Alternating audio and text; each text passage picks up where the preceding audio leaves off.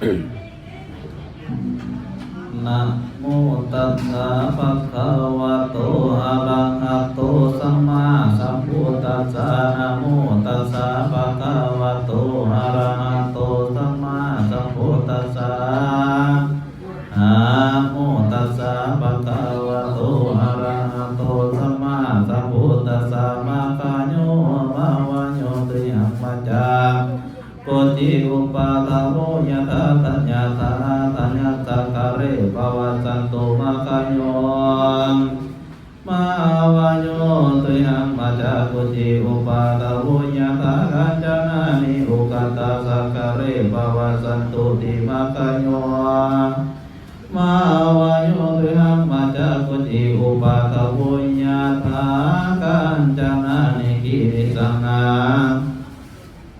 สัตติลัสสะกะเรอุปสัตติมะคะโยมาวะโยติหังมัจจาโกจิอุปาทโว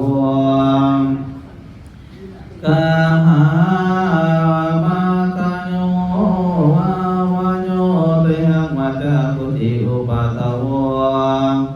ยะถากะปนะนิมันตตุลาสิโนกะเรภวสันตุมะคะโยมาวะโยติหังมัจจาโกจิอุปาทโวยะถาสัพพะทานานิปุณณสังกะเรภวสันตุมะคะโยมาวะโยติหังมัจจาโกจิอุปาทโวยะถาสัตตรตนาวสนิเวสัตตลัสสะกะเรภวสันตุติปัวสัตตโวรุรสปุริสัตตังหลายโกจิอุปาทโวอันว่าก็กะวุนุตานใดอันหนึ่งก็ดีก็จะได้บังเกิดมีแก่ท่านเถิดโกจิอุปาทโวอันว่าก็ของเครื่องบริโภคอันใดอันหนึ่งก็ดีมาคะโยวาวาโยก็จะได้จึงไปเหมือนไปแก่ทานเถิดน้ำยาตาราบาตองแต่ก็เพื่อทั้งหลายก็ตกลงมากะได้ในเงื่อเนมตนันตยาสิทธิมีหน่วยประการสันใดอันว่าต้องแต่ก็เพื่อทั้งหลายก็จงตุมาในยามเรือเนียงทางก็มีหน่วยประการสันนั้นเถิดก็คือว่าทั่วเสียไปเหมือนไปแห่งวัตถุอันใดอันหนึ่งก็ดีก็จะได้บังเกิดมีแก่ท่านเถิดอีกประการหนึ่งก็ดีพระดีพระโกอันบาก็กองแก้วอันใดอันหนึ่งก็ดีก็จะได้บกไปแห่งไปแก่ท่านเถิดกันยันหน้านิอันว่าเงินและคำทั้งหลายก็จงตุรวมมากะเลยในเงื่อนแห่งอุกตาเศรษฐีและมีอุปมาสันในอันว่าเงินและคำทั้งหลายก็จงดังไหลลงมากะเลยในยามเงื่อนแห่งทานก็จงมีอุปมาสันนั้นเถิดก็จิอุปาทโวอันว่าโอปัตตวาวันตายอันใดอันหนึ่งก่อนที่ก่อเย็นในมีแก่ทานเถิดอันหนึ่งก็ดีปาริภุกุอันมาวัตถุเขาของเครื่องบริโภคที่ในบริจาคทานไปแล้วอันใดอันหนึ่งก็ดีก็เย็นในพกไปแก่ทานเถิดกาญจนานิกิริสังกโสอันว่าโดยกำมันสูงใดแปรโซก็เกิดมีมาในกำลังเอื้อน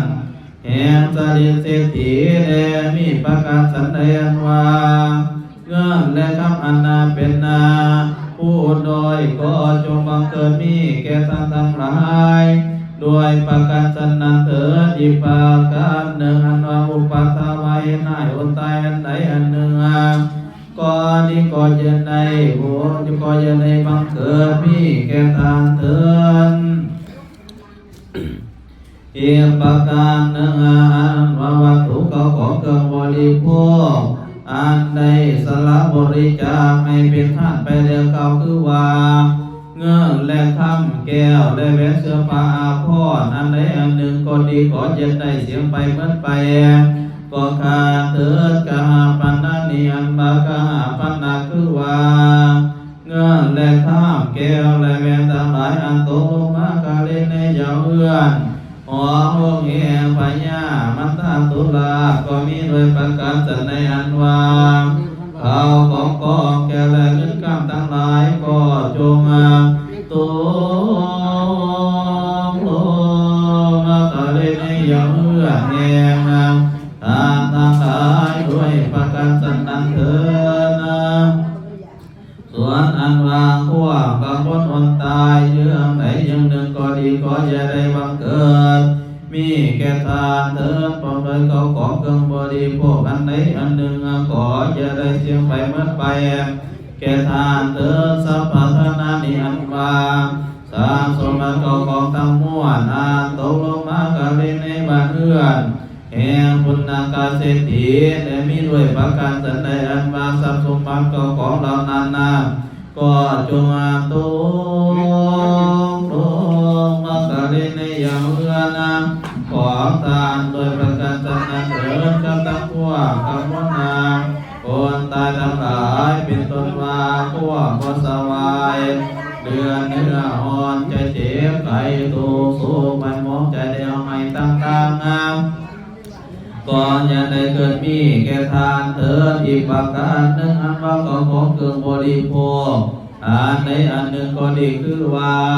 เงินคำแก้วแหวนเสื้อผ้าอาภรณ์เดกันนาโภชนาอาหารก็อย่าได้เสียไปเหมือนไปจากทานเถิดสัตตารตนาวัสเนียนวาผลแก่เจ็ดประการอันตกลงมาในคงปุปาสารสอนหลวง